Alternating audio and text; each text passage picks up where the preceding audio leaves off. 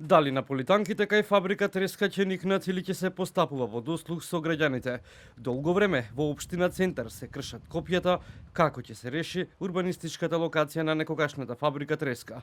По низа критики и аргументи од планери, архитекти, урбанисти и граѓански организации, општина Центар распиша архитектонски и урбанистички конкурс кој резултираше со 3 идејни решенија кои веќе се пристигнати во општината, а тоа потврди и довчерашниот градоначалник Саша Богдановиќ.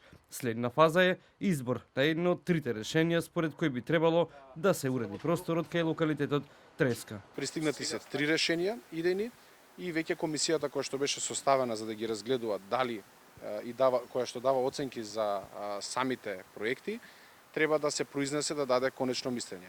Јас до тука ја завршив работата, се надевам дека советот и градоначалникот во наредниот период ќе го продолжат тоа што претходниот совет го изгласа и го донесе. Дополнително, конкурсното идејно решение кое што ќе се избере ќе треба да се поклопи со новиот детален урбанистички план за Буњаковец 1 и 2. Од кој ќе се донесе, односно кој се избере решение кое што ќе биде нели ќе биде прво, второ степено и трето степено градно, тоа што ќе биде избрано за најдобро, треба да се вгради во новиот детален урбанистички план и по истиот да се постапува. Во случајот со фабрика Треска, каде има приватна, државна и мешана собственост, инвеститорите претходно поднесоа 20 барања за окрупнување на парцелите преку откуп на државно земјиште, но и идејни решенија. Општината пак не ги прифати идеите на инвеститорите, па посегна по суспензија, која беше отфрлена од Министерство за транспорт и врски.